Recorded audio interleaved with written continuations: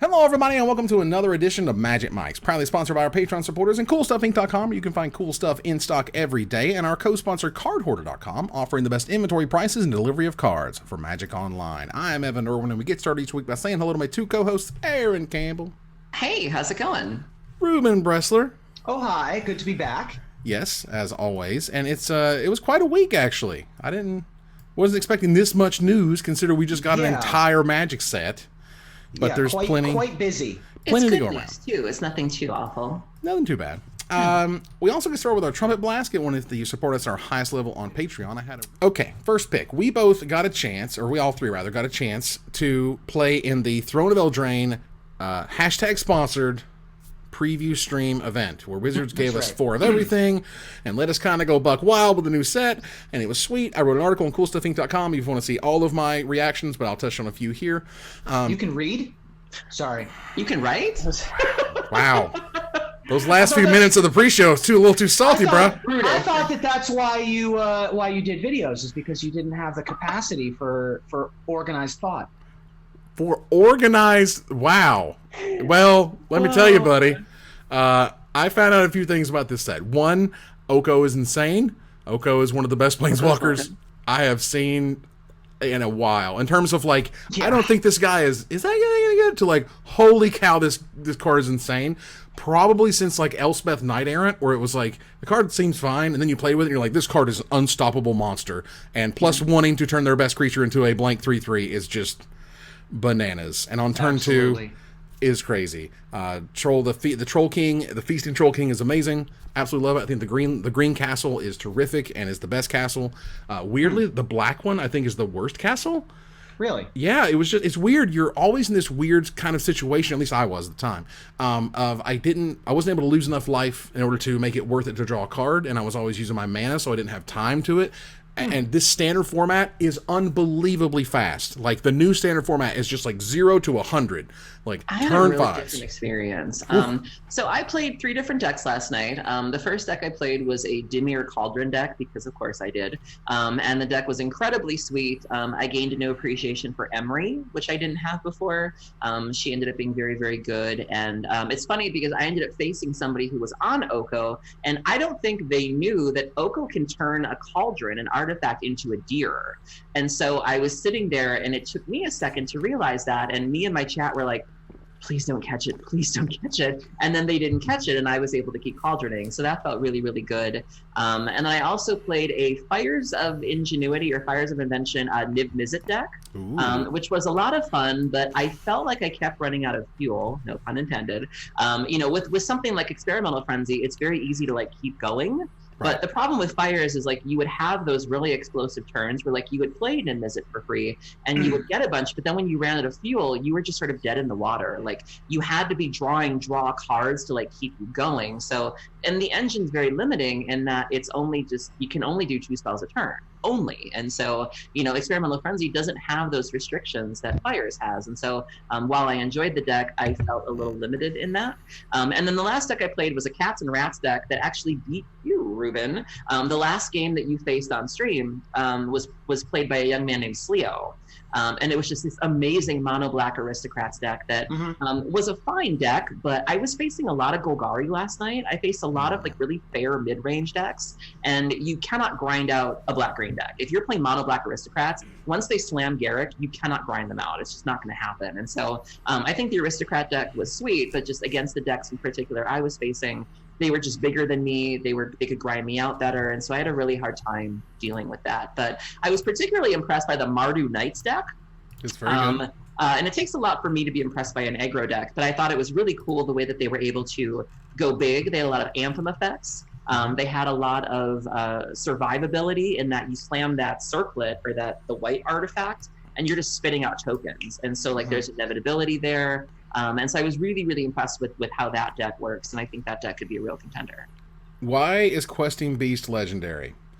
Because that card is obnoxious. Because it is insane. Because that card is absurd. Unbelievable how good that thing is. With the haste to get him in there, it's got 8 different things it's doing there. My opponent just completely forgot the last thing it does is if I hit you in the face, I also hit your Planeswalker. Thank you, Joe. Oh my God, Joe, thank you. And thank you as always for your help. Joe helps us big time collating all the stories so I can get that stuff together so we can talk about it. It's great. Hung up on my lands in the background. He's my favorite two-headed giant partner and just a good solid dude. There you go. So Questing Beast is just not remotely fair. Like, not even a tiny little smidge of fair. Yeah. Feel it. I was just like, why is this thing legendary? And then you play with it and you go, oh my God, thank you. I never have to face two of these. For being legendary, yeah. Don't let me play against two Questing Beasts at the same time. Oh God. But there was a lot of really interesting stuff. Once Upon a Time is absolutely terrific. Just as good as I expected it to be. I love the play of it. I love the idea that I have a land heavy hand and I can wait till like, turn 3 or 4 and finally fire it off for free and then do a bunch of stuff if I want to. Or you can do it first turn if you want to make sure you find your 1-drop. Like, it's absolutely terrific. The set is just super powerful. Like, that's most of what I got was like, wow, we are playing with some serious rocket launchers right now. And we used to have a gunfight, and now it's just like 7/7s, this thing, this cost reduction, this giant monster. Like, okay. Couldn't agree more. This set is super powerful in a way that you don't see every year. You usually see a set like this every 2 or 3 years, where it just seems like everything you're doing in this set is more powerful than everything you could be doing previously, which is saying something considering War of the Spark completely upended everything with all of the static ability planeswalkers and all of that kind of stuff too. Food surprised me. That's great. In its utility. Turns out gaining 3 life in the late game is perfectly fine. Oh, by the way, you can bring back your Feasting Troll King. You can reuse your Cauldron Familiars. You can do so many things with Witch's Oven that it's just kind of ridiculous. Not to mention the fact that it adds to your artifact count. It adds to your permanent count. You can put counters on it with Animating Fairy. You can turn it into a 3/3 with Oko. There's just so much you can do with food. That even though it's worse than clues, even though it's worse than energy, it's still insane. Speaking of Oko, my first game with this set was turn 1 Gilded Goose, turn 2 Oko with a food. And I felt like I could never lose from that point ever again. I could have mulliganed to 4, and I felt like I couldn't lose from that spot. I didn't, and then ended up playing like Troll Kings and just ridiculousness on top of that. But it was crazy how powerful that card ended up being. 2+1s immediately jumping up to 6, especially against other aggro decks, was just too much to be able to handle. Very impressive. Who knew that a 3-mana Planeswalker with an immediate +2 up to 6 that did anything was going to be oppressive, but there you go. +2 make a sandwich. There's also a lot of potential for older formats here. I know Emery is a card that people are excited about. Deafening Silence, Once Upon a Time. I know the Pauper folks are freaking out over Mystic Sanctuary, which people are starting to call Mistake Sanctuary, because of all the things you could possibly do with that. I know the Miracles folks are like, sure, I'll take another Terminus, and it's just like, oh no, baby, what are you doing? You can fetch it. You can fetch that land. It's an island. You can bounce it with Deprive. You can flicker it. I mean, there's the fact that you can fetch it is kind of insane. I didn't think about that. Oh, someone mentioned it, and I was like, they did not make that an island. I'm like, oh my God, it's an island. Like, there's a lot of talk about that card. People are terrified of it. Sure. It's ridiculous. It is ridiculous. When on record, that card is a mistake, Wizards will recognize it as a mistake. Yes, that ability's garbage when you put it on a spell. It is way too good when you put it on a land that you can fetch, you monsters. God Almighty! What are you doing? Fetches. I was very impressed with the Passage. Fabled Passage. Really liked that card. It wasn't as hard to turn on as I thought, and very happy. That's one of those cards I feel like I'm just buy them. You'll be happy you did. Yes. Get your play set. You're going to play them forever. They'll be all in your commander decks if you're not using them in standard or whatever. Like, that card is great. I mean, it almost looks like they're getting more comfortable putting fetches in standard. So. I mean, look, by the time we get to Zendikar next fall, Wizards is going to have to make that set successful. And when you go to Zendikar, I'm betting there's going to be fetch lands in there. I'm aware. At this Aaron point, already bet that there's going to be fetch lands. So, I mean, at this point, we have a digital client that's so good at masking the loading screen that happens with fetch lands. That's I can see that being the reasoning they say it's fine to bring them back. And obviously, tons of money, and people will actually buy the set when there's fetch lands in it. One last bit here. As we literally record this right now, Vivian Arcbow Ranger is $4.99 with a $7.99 foil on CoolStuffInc.com. That price will not last. Correct. That card is bananas with Questing Beast because it gives it trample. and it fits perfectly in the mono green thing that you're doing anyway. And yeah, it felt really, really good to resolve a Vivian Arcbow Ranger. If nothing else, make your Goose a 2/4 flyer. Like, that alone is a giant blocker on turn 3 when you power this girl out. Like, it's terrific. There were a number of... I played against a Vivian deck or two, and I agree with you there. I think that Vivian is going to be another power player moving forward. The last point I wanted to make was I was super pleased by all of the new animations that happened. I thought those were super cool. In particular, the Giant Wrath, that just puts a big hand on the board and scrapes everybody off of it was super cool. And, oh, by the way, I'm going to see that stupid Brazen Borrower animation every... A what? Oh my god. Second. A what? Oh my god. Sorry, the Brazen Borrower animation. Where he just comes in with his little, vial of whatever, and it's just it bounces whatever I played back to my hand forever. I do want to give a shout out to a really strange form of graveyard hate that I saw last night, which I don't normally do. But the whole package is great. So every standard, I feel like Wizards gives us like these big finishers, sort of like these Etherling style of creatures. We had like Pearl Lake Ancient, we had Nezahal, and it's rare that they take off. Usually they're just like sideboard cards or whatever. Yeah. The blue-black one, the lock thing. Yep, the Loch Ness Monster. 7/7 with flash. Yeah. You can sacrifice an artifact to give it unblockable, or an island. You can sacrifice an island. The black one, I think, does a bounce effect. Sure. I think. And then if it's in a graveyard, if it's in your graveyard, you can pay blue and a black, eat 5 cards from the opponent's graveyard, and then like bring it back. Like, it's bananas. And I didn't even think of it. Like, I remember like killing it, and then my cat was like, Aaron, it's your cards. And I'm like, what? And I was still on the cauldron, and I was like, oh no. And like, I couldn't even be mad at it. I thought it was very, very clever. Brazen Borrower, while I think it's 100% clear they meant for that card to steal something, and it was probably busted. It's plenty good enough as it is. It's amazing at what it does. The green-blue flash deck is just bananas. Oh my god. Alternating an Agent of Treachery felt pretty good, let me tell you. Just like, whoop. That sounds dope. Yeah, I like that. Wildborn Preserver and Brazen Borrower. 7 for a 2/3 or a 3/4. Get out of here. Right. Goodness gracious! Like, Wildborn Preserver, flashing in a Spectral Sailor, making that guy 5/5, and then blocking with my 5/5, just blow out city. Like, it was nuts. It was nuts. Okay, set's great, super powerful, fantastic. Here we go. We want here to Gathering the Townsfolk. Well, Wizards did a thing. And they've done a thing similar in the past. So we got to back up a little bit and talk a little bit about Mythic Editions. They've done Mythic Editions starting with Guilds of Ravnica, where they had 8 unique Planeswalkers in a 24-pack box, so it was smaller than a normal booster box. And you could buy this magical thing for $250, and you get those magical 8 cards, and those 8 cards are worth anywhere from $50 to $100 or whatever. And that's the way you would essentially make your money out of that product, or you would keep it sealed forever or whatever. And that's cool. And they did it for a while, but they couldn't get the crap together on how to sell it, so that sucked.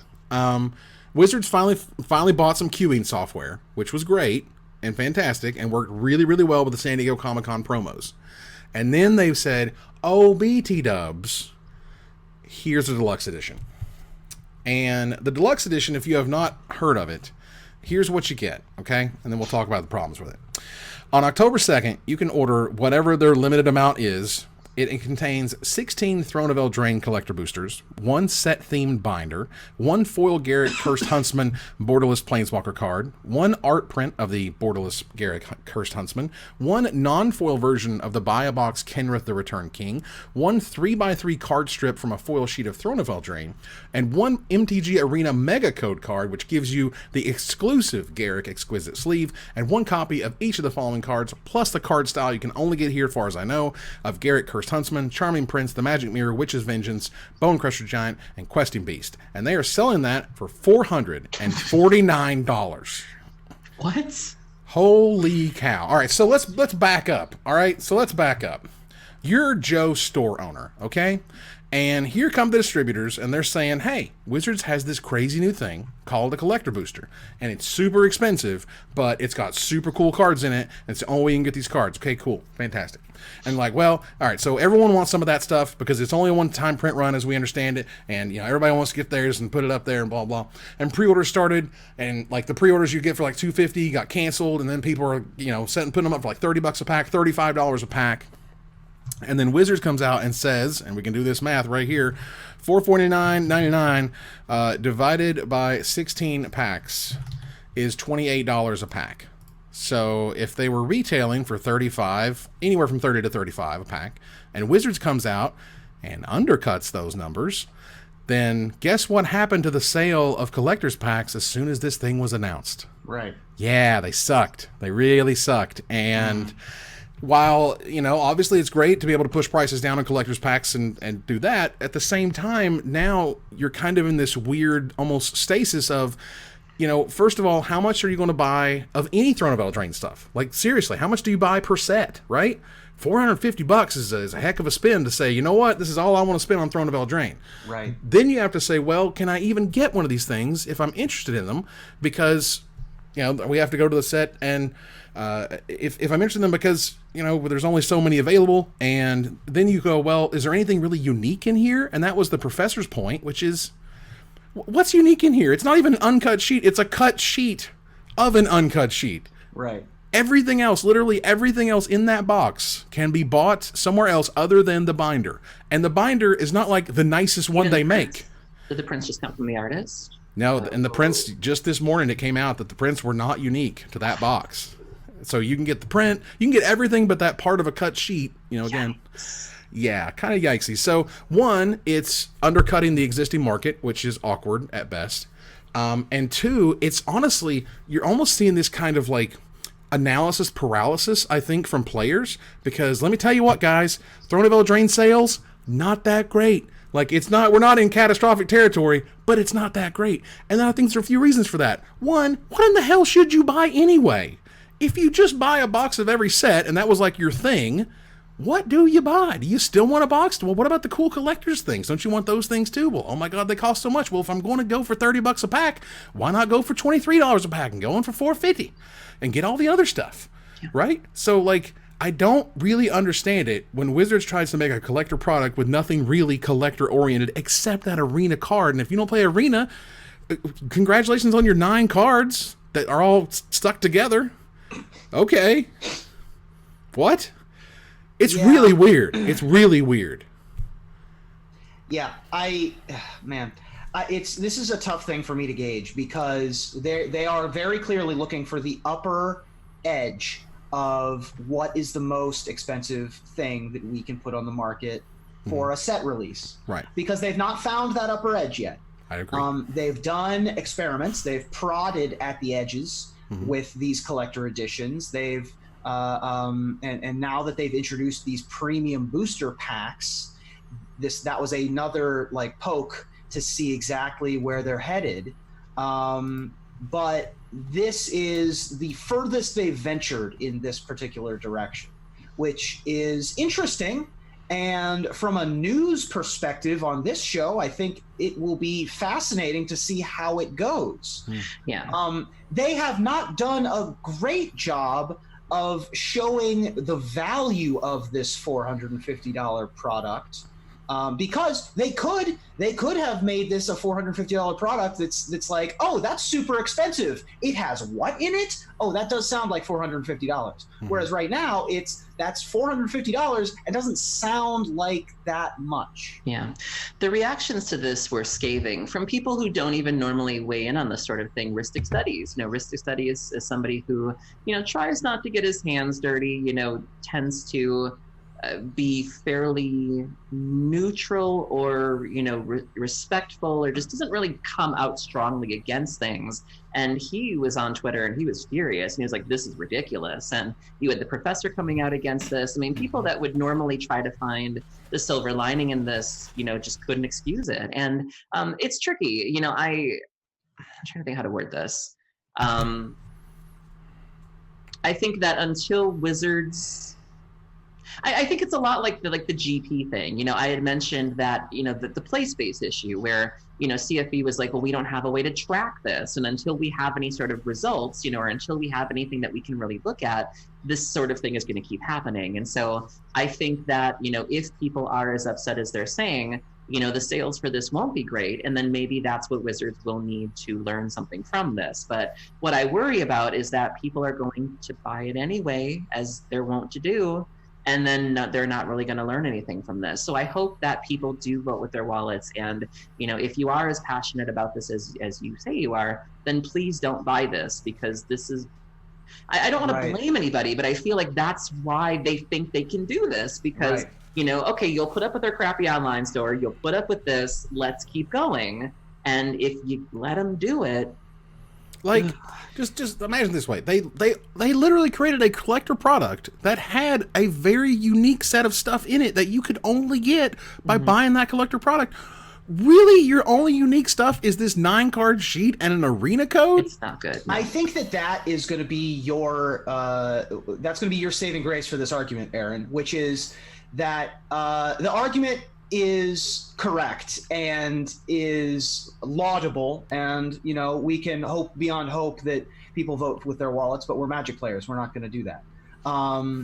But what they will do, what Magic players will do, is make a cost-benefit analysis and realize that the value is not worth the effort and the money input, and decide based on merely that it's not worth it. So we may get lucky if you, okay, let me rephrase.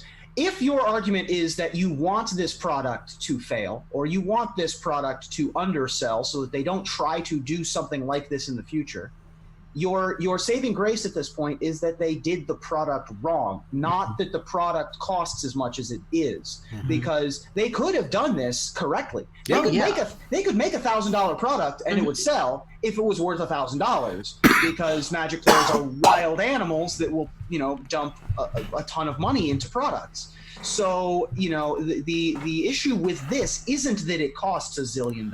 No, let it cost $1 zillion, but make a custom Soul Ring, make a custom Mana Vault, make a custom Grim Tutor, something. Put an art book in it. And we'll get to that. But like, there's a variety of ways, and again, that they've already done. Remember, the whole problem with the War of the Spark was that it was like, holy cow, you're never going to lose money when they put Jace the Mind Sculptor and Ugin and whatever else in the middle of that thing. That was what you want to say when you get around to these products. Those 2 cards, what the hell? Are you giving me a non-foil buy-a-box promo? Does that make any sense? Yeah. Wouldn't it make more sense that the non-foil is what you get and the foil is what you get in the special super duper thing? I mean, to be fair, the non-foil is like the most attractive part of the box for me, because because I want non-foils for my commander decks anyway. Same, I don't like foils either. Fair enough. Okay. We're the wrong audience for for that argument. I mean, look, again, I'm happy that they figured out how to do the queuing. That was terrific. But we're in this place where it's like Wizards is like, money, please. Money, please. Money, please. And every month for 4 months we had a release. Like, it was insane. Between that and between War of the Spark, Modern Horizons, M20, like, and we'll talk about how this pacing possibly shot them in the foot when it comes to another product as well. So yeah. So we got to keep moving here, but overall, this is a very expensive box of cards, and I laud Wizards for trying to find the upper limit. Like, they need to find it, and it's cool. Sure. This is the wrong way to do it. Yeah. And not only because it's a weird, like, it weirdly like has collateral damage for stores because of them more or less undercutting the cost of things, and the other side is that it's not enough to make a collector go, oh damn, I got to get me a deluxe whatever. It don't. So good luck with that. All right, move on here to the Great Eldraine Bake Off. They are running a contest to have the most sort of on-theme Eldraine delicacy. Yeah. I love this. Me too. This is amazing. This is really cool. They want pies, puddings, loaves, roasts, soups, desserts, whatever. Hashtag Eldraine Bake Off. Entering is simple. You send your complete recipe with a picture to Magic Community Team at Wizards. Now, note, when you take that picture, you should definitely have it themed out, and there should be stuff in the background and I've all seen around a couple it. Already. There was a young lady named Lily Heron who posted this incredible. I couldn't believe it was food. I was like, it looks like a book. Yeah, we have quite a few, good cooks in the community. And I think that I'm really excited to see. And people who wouldn't normally get excited, people that don't really have a passion to stream, don't really have a passion to, write or to cosplay, but damn it, this is what they do. And I think we're going to see a lot of fresh faces come out for this. And I can't wait to see what happens. I mean, fresh and cooked faces. Absolutely. Hot and fresh out the kitchen. There you go. Right. I mean, because first place is a deluxe collection, a premium full set of the full set of Throne of Eldraine, a premium full set of War of the Spark, 10 Throne of Eldraine pack codes for Arena. Wait a minute, is this better than that box? Oh, for sure. First place for this contest is way better than the box. Wow, what a world. They're only giving away one. You could take that $4.50 and buy your baking ingredients and just bake something awesome and get better stuff. Like, it's true. Well, if you won. Right, but I mean, look, think of the stuff you could buy, like, you know. Your now, when does this contest end? Before I go out and spend my $4.50 on. All entries must be received no later than 11:59 Pacific time on October 4th. Mm-hmm. After that, our inbox turns back into a pumpkin, and we can't accept any more recipes. Very nice. Wow. So we still haven't seen entries from notable Magic the Gathering chefs. #Mengucci Cuisine. David Ochoa. I don't believe has been in there. David Ochoa, very notable in the community as well. Brian David Marshall. I'm waiting to see whether the Pro Tour historian and the Pro Tour charcuterie board expert is going to weigh in. And of course, level 6 emeritus, commander creator, and wine and cheese pairing aficionado Sheldon Menery, I believe, might also have an entry if we're not careful as well. So, and also Pro Tour champion and head chef of a restaurant in the Netherlands, Julian Neuten, who I don't think is going to enter this, but it would be great if he did. Would be hilarious. Yeah, that would be amazing. Well, I thought this was super cool. Kudos to Wizards for a really fun contest. Can't wait to see the pictures. It looks great. Good job. Absolutely. This is such a good marriage of promotion and idea and execution, like just a home run all around. Absolutely. So, speaking of home runs, swinging for the fences, you want to try to get to the Players Tour. They have announced the Players Tour qualifiers locations, and I will go ahead and put that link right here in the chat. The link will be in the show notes if you're listening that way. It lists all of the places that you can go and play for a Players Tour invite. Cool. That includes, I think, almost every Cool Stuff Games around Florida. I have one in my state. That's lovely. Oh no! I get Uno. I have one in my state and 3 in Illinois, so that's not too bad. But yeah, fair enough. Hey, there's one at the Valley Forge Casino in King of Prussia, right near where I used to live. Ew. That's the former Sands out there near Bethlehem. Oh, damn it! All the ones close to me are standard.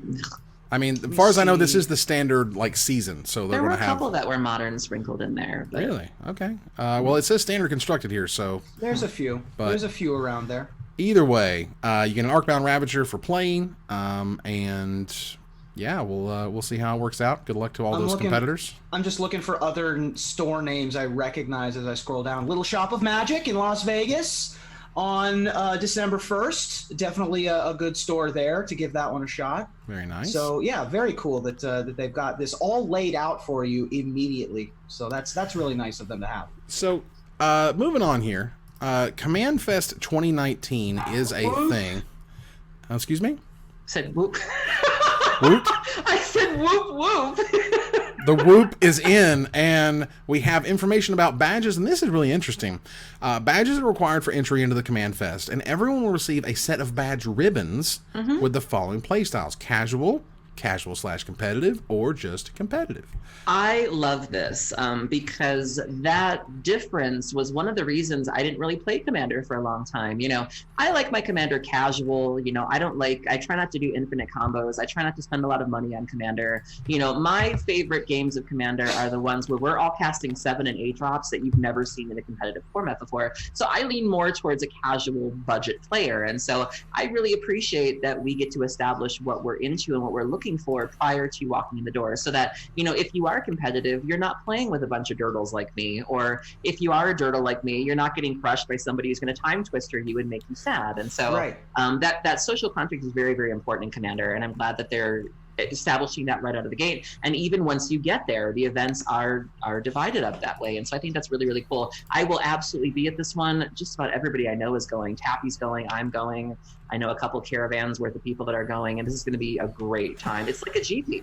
Yeah, I mean, and they're really trying to fan out. We have Chase the Plains type stuff. You have Brawl in there. You have Oathbreaker in there. A 1v1 duel, like a Pinata Commander, whatever in the world that is. Like, all sorts of cool stuff. Yeah, any sort of multiplayer, games are welcome here. So you had a giant Oathbreaker, Brawl. I mean, this is going to Emperor Commander. That's a word you don't often hear very often, and so it's true. How many often? So often. Often. Well, and they're gonna have artists there and stuff, which is gonna be cool. So go there, have fun, play Commander, show the world that Commander players also pay for events and also show up and play, because they certainly do. Absolutely. All right. So Wizards hasn't said a lot about it, but there is going to be a Game Night 2019. This is a out-of-the-box introductory multiplayer Magic experience. This is for the people at Walmart and Target, and they're just like, what's a Magic? And they're like, this looks like a Magic. And it's like, you can play with 5 people. And like, I've got 5 people at my house right now. And then they go home and they play Magic. It's not for us. It's not for people like... Anyone who buys that product, it is extremely unlikely that you're listening to this program. Let's put it that way. Yeah, but you might get one from your grandma for Christmas. You might. Like, this is the kind of thing that your grandma's like, my grandson plays Magic. I wonder, that says Magic on it. And then you get one of these at Christmas. Yeah, I'm interested to see, because these products are always, they're always twiddling the knobs of these kind of products to see who they can interest and, see what sticks. So, yeah. I'm not, either plus or minus on this thing. I mean, I think it's really cool, the idea that, again, you just want to be like, you know what, I just want some Magic decks. I just want to buy some. They're there. We can play them. We're ready to go. It comes with counters and stuff. It comes with tokens and whatnot, which is really cool. This is one of those things where, like, I can tell you, the last version didn't sell very well on CoolStuffInc.com because we're just not the place where you buy stuff like that. The Amazon, Walmart, Target, your grandma, your uncle...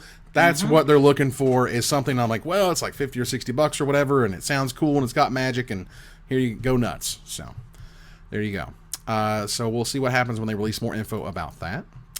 TwitchCon is coming up this weekend, and I don't believe any of us are attending.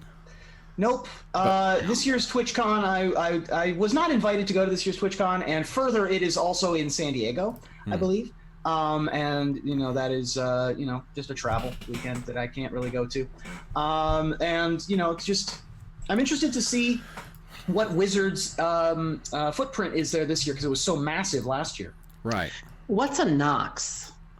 Noxious? I don't know. It just says Nox and special guests. What's a Nox? Noxious. Nox is a streamer. Okay. He's got a gazillion followers of various kinds, and so he will be there doing stuff. Right. I was just confused because they didn't, like, normally they'll lead into that. Would be like, streamer Nox will be there. Just like Nox will be there. Like, pretty weird that they linked to the other guests that will be there, and not to Nox, which was a little strange. Am I supposed to know who that is? So this looks like fun, though. I mean, they're going to have Voxy, Alias V, Ali Eldrazi, Hey, Bloody, Deathsy. Rachel Agnes will be there, who's been killing it on the social media lately. Michelle Sutterfield, Greg Tito, Gabby Spart, Zach Eubanks. A lot of really great names are going to be there. You can get some swag. Okay. It seems like it should be a good time. So because I got the FOMO, if anyone is attending TwitchCon, can I please get that card back for Arena? You know what I want? Speaking of Arena things, the gingerbread sleeves. Yeah. Those. Ultra Pro, please. I will buy those sleeves in real life for my decks with the little angry gingerbread girl. Please, take my money. It is terrific. I want to give a quick shout out to my buddy Zach Eubank, who is listed on the Engaging Your Community with D&D panel. He runs the Hyper RPG channel, which I've been a guest on a couple of times. You may have seen GIFs of Mox Ruby. Most of those GIFs are from his channel, because they have an insanely loyal and massive community of people. So if you're interested in building a community for your Twitch channel, you can do much worse than learning from Zach Eubank, who, by the way, is the original producer for Critical Role back when they first started on Geek and Sundry. Nice. He is the Snuggle Lord from way back in the day. So you can do worse than learning from him. And, oh, by the way, Michelle Sutterfield and Greg Tito, who are the community managers for Magic the Gathering and Dungeons & Dragons, plus, all these other great guests. Yep. So let's see here. There is Rusty Nail with a 1 instead of an L. It says they have the official meetup on the TwitchCon schedule, and they're going to TwitchCon. So hit me up. At Mr. Orange on Twitter. Help me out.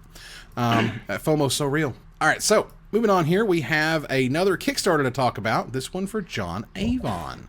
John Avon is running another Playmat Kickstarter. His first one just like blew through all sorts of records and made thousands and thousands of dollars. This one is already well on its way, $32,000 as we record this. Wow. And these are mats such as his most recent work, such as the Lotus Field stuff, Return to Ravnica stuff, which is there. That Urborg is incredible. Oh, that Urborg's so sick. Lotus Field earlier this year sold for more dollars than any Magic art had ever sold for. And so getting that on a playmat is a pretty huge deal. So I can definitely see that this Kickstarter being more successful than the previous ones. Yes, this is Return to Ravnica Basics. It looks like he's also adding a drawing as well. If you get to a certain point, which he undoubtedly will, Lorwyn Islands, Lotus Fields, Urborg, it's gorgeous. Absurd, yeah. Yeah, so if you're into playmats and if you're into John Avon, this is right up your alley. I've known John for many years. He is an awesome dude, and his agent's also really terrific.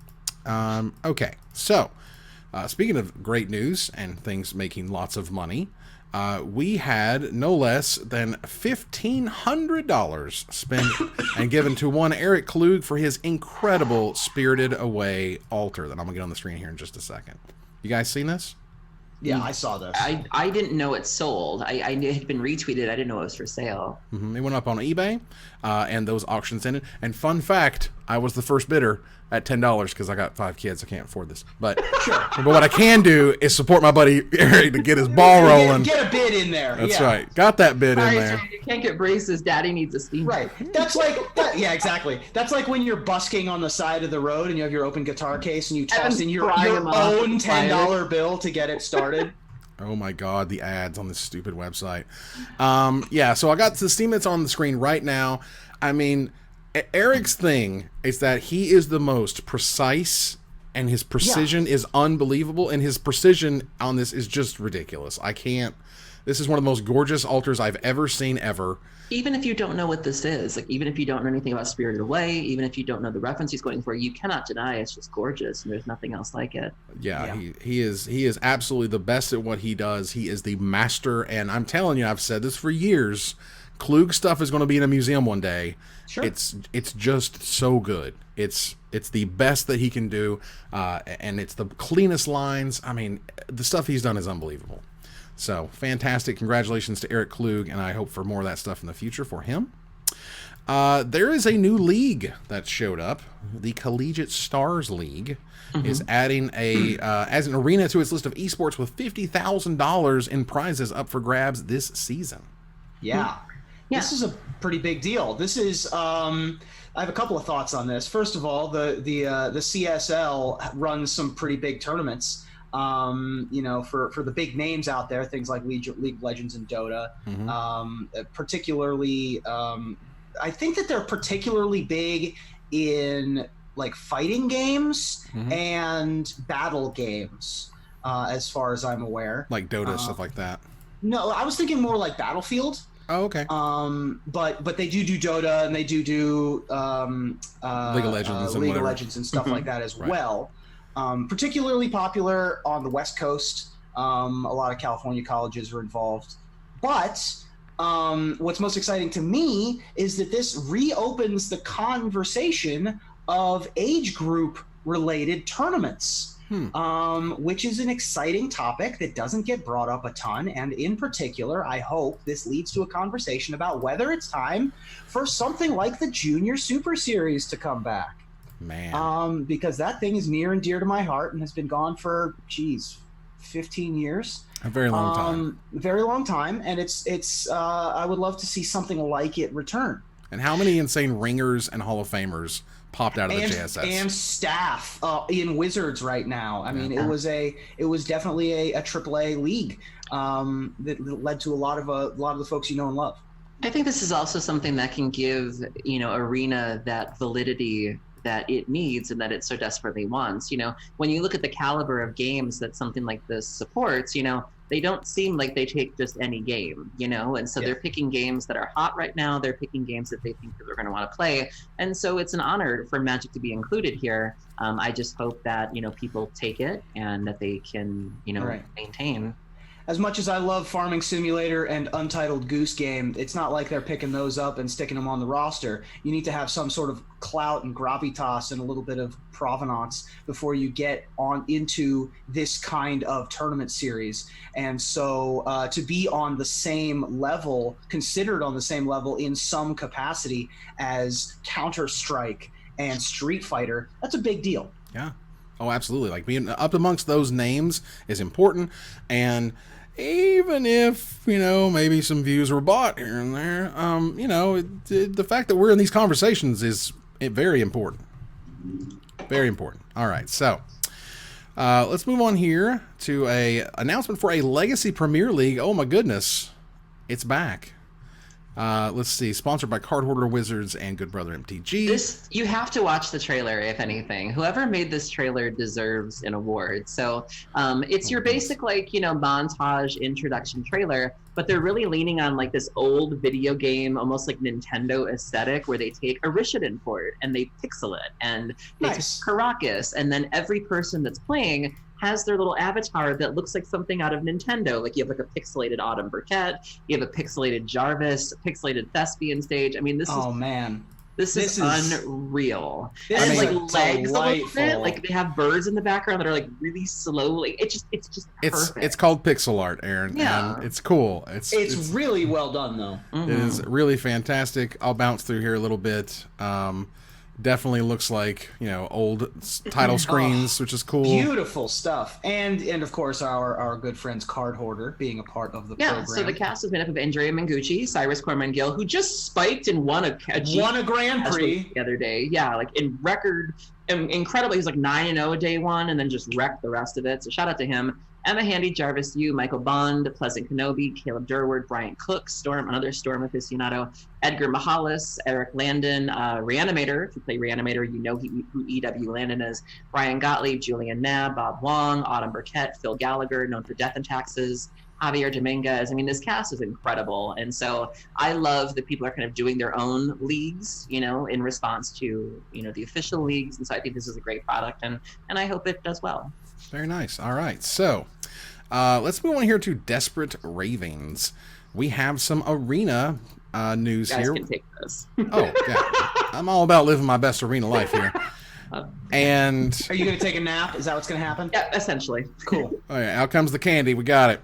Look, first of all, Arena is coming to macOS. They've announced that before, but they reiterated it, and that's great. And again, as far as I know, because it's a Unity program, you just hit File and Export, and they did that. But that's really cool. They also noted, interestingly enough, on their roadmap for Magic Arena is Cube Draft. Yes, I noticed that. That would be fantastic. They've already started adding weird old cards because of Momir. Let's just keep it up. I saw a Grizzlebrand on there. That was so strange when I was playing Momir. I beat a Grizzlebrand in Momir one time. That was, or when I was playing on Arena just now. It was not easy to do. Wow. There were some nice heavy hitters that showed up in people's various screenshots and during my games. I got a Somber Hover Guards, which is well known as the best creature to hit in Momir. Because it bounces two creatures. Yep. Yeah, there was a Grizzlebrand. People got Tidespout Tyrants, which are garbage in that format because you lose immediately. Mm-hmm. I didn't see anybody get Phage the Untouchable, which was I was hoping that you could just get you could just accidentally roll a Phage like you accidentally roll a Demon Lord Belzenlock right now. But yeah, that was pretty fun. So with the release of Throne of Eldraine, they are officially going out of beta. We are no longer a beta product. We're 100% a real we're a real boy and stuff now. But there's still no friends list, which is weird. But they said they are working on it, so that's appreciated. So there's no way to like have a friends list or go spectate your friend's game. But they said they're working on that stuff, and that's good. But what they're also going to do is they're going to do on October 6th, they're doing some really interesting events here, where a 36-hour event where you can play any deck in Standard. Anything you want. They'll provide access to playsets of every card in Standard. You can build any deck in Standard. You can build as many decks as you like, and you can change them between matches. But here is the catch. You get to play once. Now, if you play once, okay, and you make up to 12 games, your event record up to 12 games, and as I understand it here, if you manage to earn 12 wins before receiving 2 losses, you'll walk away with a prize that includes 1 copy of every standard card for your collection, and that includes Throne of Eldraine. But you only got 1 shot. So that is awesome and fascinating, and I love it. And I think the idea is super duper cool. Yeah. So good luck to that. And so I thought that was really, really cool.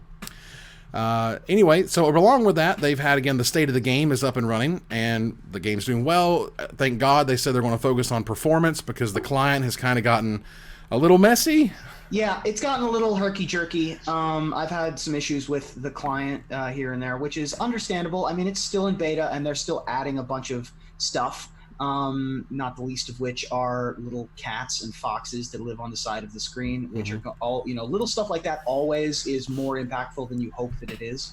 Not to mention, the various legality lists and new formats they're adding. So I'm glad that they are conscious of that before it goes into official release. And we have this absolutely adorable fox that they're going to use with that mastery level thing. We have the amazing card back, your sleeve you can use, which is the Seb McKinnon artwork for the key art for the set, which is also incredible. So all this stuff seems to be sweet. They did fix the historic thing that we talked about, so fantastic there. They talked a little bit about how it's going to work with historic and if you're able to play historic and what that looks like. There's some treats here, so go and log in to MTG Arena if you haven't in a while. That's the thing. And let's see, in the coming soon, obviously they're doing Throne of Eldraine, they're doing Friends List and Constructed Brawl. Cool. And development, they're going to do Friends Messaging, macOS, they're working on Theros and Ikoria, as well as historic cards, Epic Game Store listing, which again, the Epic Game Store listing is just, it's free, so you just go get it there for free. If you want, which is cool. And again, in concept, cube draft, friend deck sharing. Ooh, wouldn't that be dope? That'd be pretty dope. I would like that. Core Set 2021, and of course, Zendikar Rising, aka I wonder if they're putting fetch lands in it. Right. You mean they're going to put fetch lands? They're sure. They got it. All right. So anyway, some very positive changes for that. That's really, really cool. Moving on here. There was a really interesting announcement of 2 Precon decks that are exclusive to Japan. Yeah, you talked about this a little bit when we were chatting in the free show. I haven't seen this, so talk to me. Fair enough. So, best I can figure here, there's 2 decks. There's a green-blue Nissa deck list that includes a breeding pool, 4 Temple of Mastery are in there. Nissa. 3 Nissa Who Shakes the World, and 1 Hydroid Krasis must be, as well as 4 Mass Manipulations, if that matters. Then they have a red-white feather deck that has 4 feathers in it, a Dreadhorde Arcanist, 2 Sacred Foundry, 4 Temple of... 2 Dreadhorde Arcanist, 2 Sacred Foundry, 4 Temple of Triumph, plenty, and 2 Gideon Blackblade, because why not? Am I right? So these deck lists are really sweet. I think they're absolutely better than the last Precons that we got when they 2 Jade Light Rangered us. And so they juice these things, and Wizards is only going to sell it in Japan, far as I know. The Japanese market is super crazy competitive, and Magic is not as popular as some other games in Japan. And if they want to give them something that will get them playing Magic, and here's a really powerful deck with all the cards you need in it, this is a pretty good place to start. Interesting. So because Magic is the top dog in the United States already, we get the not quite as powerful as these Precons, but whereas Japan has a lot more of a competitive market, they're angling for more players. Interesting. Now, somebody notes here in the Reddit thread, maybe this is a test for a new product. Remember, they got rid of the Planeswalker decks because they were total trash. And so now we have things that ideally are not trash. So if we had a pair of challenger decks for every set release, and they were not terrible and actually had a bunch of good cards in them, and there's actually a deck you can buy and play, I think that would be pretty cool. If you were to offer me this Nissa list, I would buy it and play it at FNM. Feather list, I would buy that and play it at FNM. It's good enough. It's no longer, we didn't give you any Carnage Tyrants, and we didn't give you any Vraska's Contempts, or whatever. It's no, they even gave you some Gideons. They gave you 2 Shocklands. That deck's sweet. I'm ready to rock and roll with something like that. So If it's a test, high five. If it's not, it's kind of weird. But again, I can understand with the market being what it is over in Japan. Unfortunately, that the future of Team Mage is going away, as I understand. No, I would argue it's just kind of teams in general. So, Team Mage is the team that was sponsored by Mage Market, which I'm sure you've seen all over social media. And so they had a Pro Tour team that was comprised of Thomas Endelsian, Michael Bond, Simon Nielsen, Martin Muller, Christopher Larson, and Martin Nang. And they are disbanding the team. They're saying that they kind of crunched the numbers. And that they were trying to, get those eyeballs, that attention, do something to sort of recoup the sponsorship, and they just weren't able to do that. So the team is disbanding. This is actually a really, really good post. They do a good job of being transparent as to why it happened. And they also do a good job of promoting these guys. They give you all of their social media information. They tell you a little bit about them. And at the end, they even encourage you to hit them up, where they say, just because we weren't able to give them a contract doesn't mean that you couldn't. They are all looking for contracts. And we also heard, if I understood correctly, Card Hoarder, our sponsor, had a mentoring program where they had kind of up-and-coming players that were working with existing pros to help them get more experience and get them on the Pro Tour. And I believe they are also disbanding that program too, if I understood certain tweets correctly. So the general consensus just seems to be that it's really hard out there for teams. And so I feel like this is sort of the tip of the iceberg, and that, it's very hard to justify the cost of a team. It's very hard to track the returns or get the returns on a team. Like, how do you measure that sort of thing? And it's unfortunate, but it seems to be kind of the way of the future. I mean, again, let's, imagine you're me, right? And you're working at Cool Stuff, and you go to the president, and you're like, hey, I want to form this team. And he goes, first of all, what's it going to cost? And second of all, what are we going to get out of it? Mm-hmm. And if the first number is way bigger than the second number, you're going to have a serious problem, because it's hard to even prove what the second number is bringing. Mm-hmm. Yes, it's nice to have representation. Yes, branding matters. I'm not saying that stuff doesn't matter. I'm just saying that it's really, really tough to draw a line between pro team that you sponsored and money that you made because you did that. Mm-hmm. Yep. And also how to track that. I remember one of the biggest issues we used to have at Card Hoarder is it sounded simple on paper, where like I would always think to myself, like, okay, well, let's just look at, how much traffic did we generate when one of our guys was on camera. And it's like, it's not that simple. I thought it would be as simple as like, oh, well, we had, this much, we sold this many cards, or we did this much. There's so much that goes into that just makes it so hard to pin down, that even if you are seeing, results on that, how do you quantify that? And so it's really, really murky. It's also a lot like herding cats, and that you're counting on these guys to, like, you hope that you have somebody that takes the initiative and kind of plugs you for you, but the reality is that isn't always the case. And so it's a hard business to be in. Yeah, it's tough. And, and there's some companies out there who believe that, like, marketing is completely useless and marketing is generated by people talking about the product. Mm-hmm. Obviously, I think that's completely insane. But, like, there's definitely a marketing's worth this, marketing's worth that. I don't believe in advertising. Who knew, right? Marketing guy. People who are like, commercials don't work. That's funny. I like that. I like that outlook on life. Yeah, same people who would call up their friends and go, "What's up?" Right. All that stuff. Yeah. Okay. Moving on here. We only have a few minutes left. One of the things I definitely wanted to touch on was the fact that Wizards has removed all of the names of the suspended DCI memberships. Yeah, this was a big topic of conversation. Very strange move, and I don't understand it at all.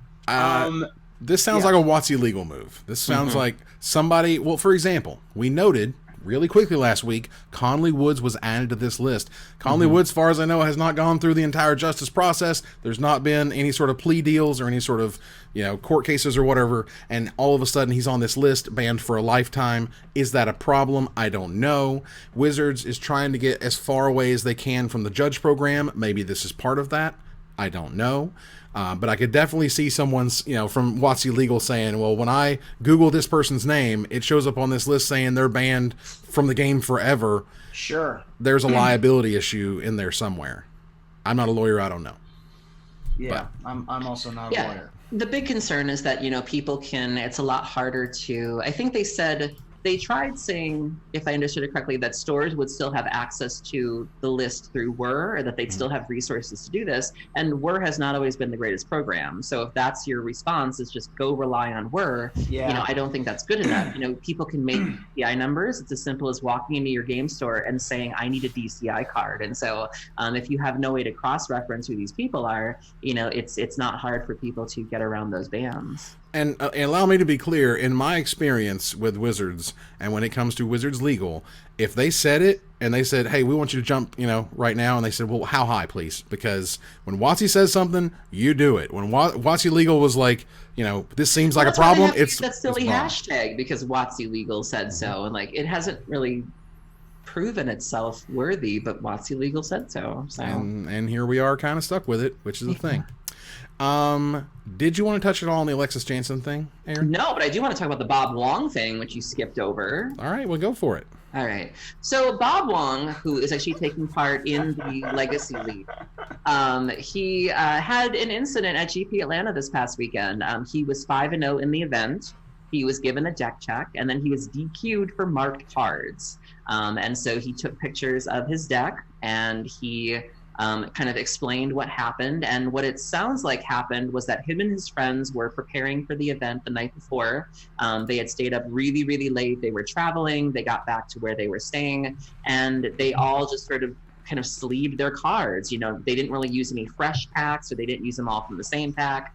And I've certainly made this mistake before myself. I have what I lovingly call my dredge box, which has all of my dredge staples across 3 formats, and they're all in the same sleeves. And if I need stinkweed, so I've got my stinkweeds, and if I need my icarids, but I don't always use the same sleeves, and some sleeves have certainly seen more play than others. And the takeaway from this is that those sleeves can be noticeable in terms of color, in terms of wear and tear. And if you get a deck check, you could very well face some consequences for that. And so I was really glad that this didn't turn into too negative of a situation. I do feel like there was a positive outcome of this. I do feel like people were pretty supportive. They didn't really have their pitchforks out for this, but this was definitely just a wake-up call in terms of we've all done this. We've all done this the day before an event. You're copying, you write your net deck down, you changed one thing and you didn't write it down, or you sleeved in the car or something. And these decisions matter.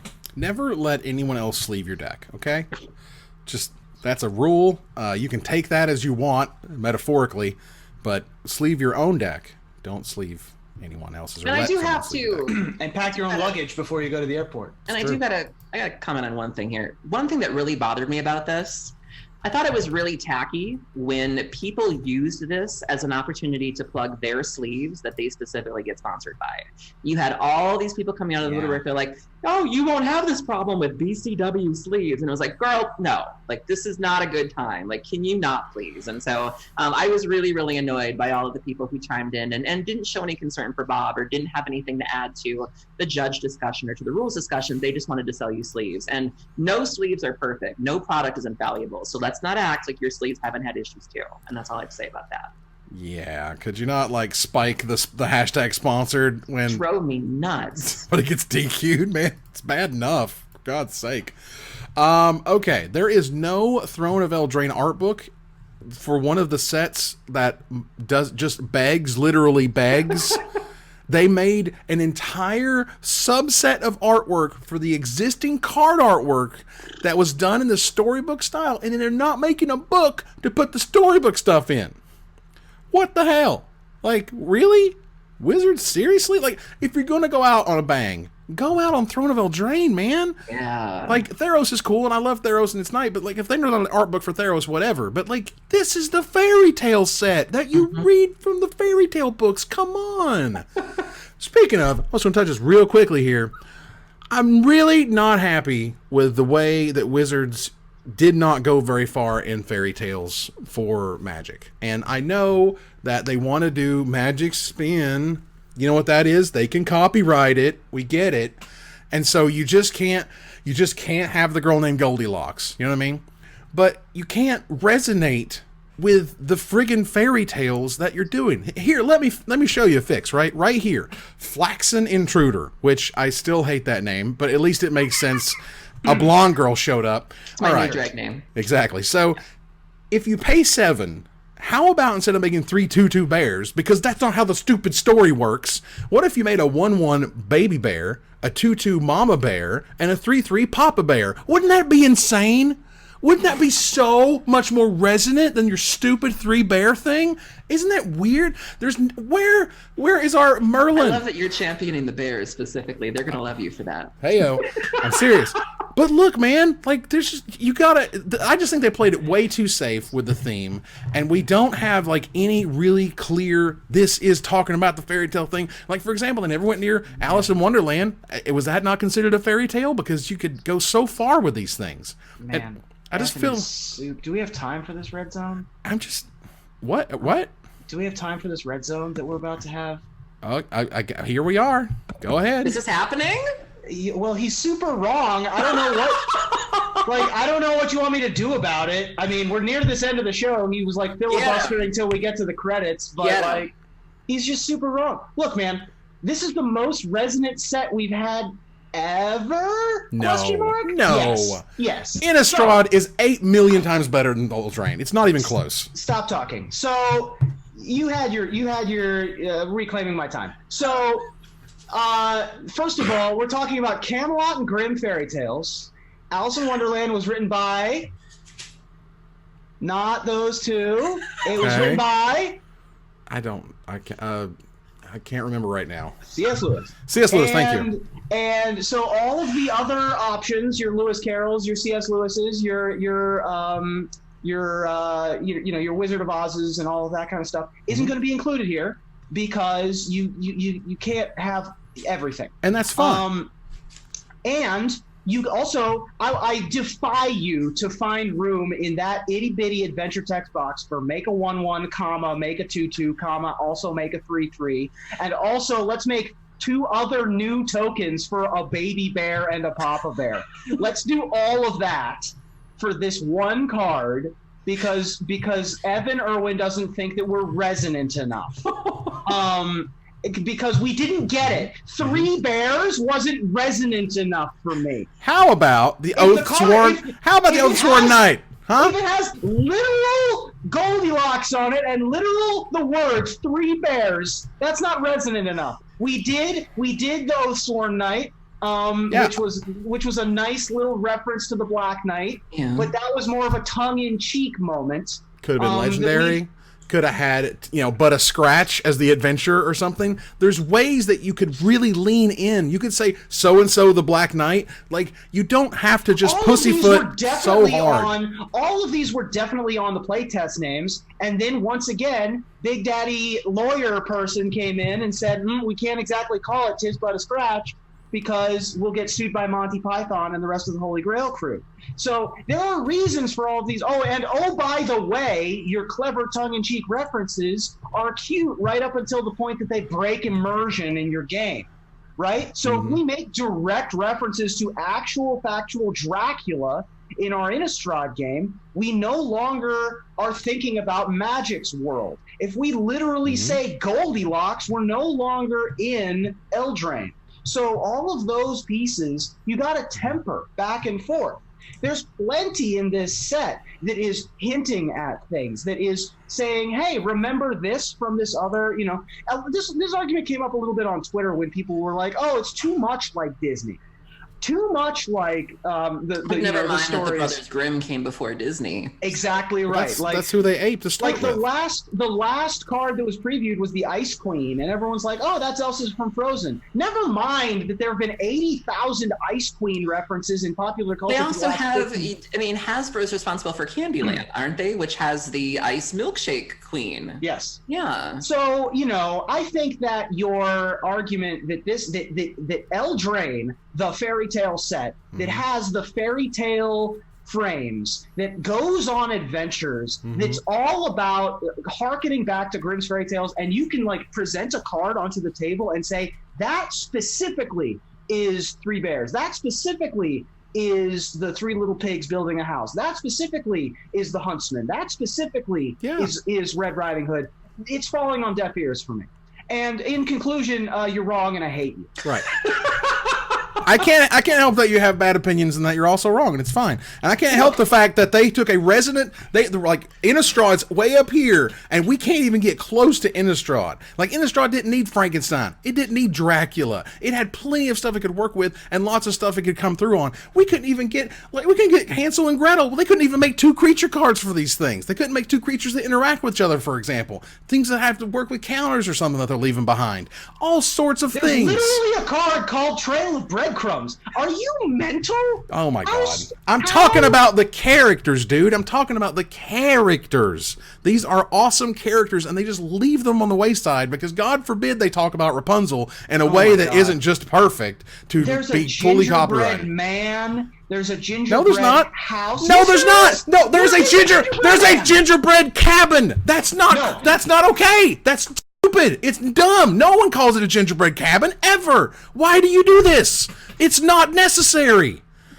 You can give us some sort of actual resonant things that we talk about. Ginger Brute, come on. Come on. First of all, this is the stupidest hill you've ever chosen to die on. All right. Second of all, all right.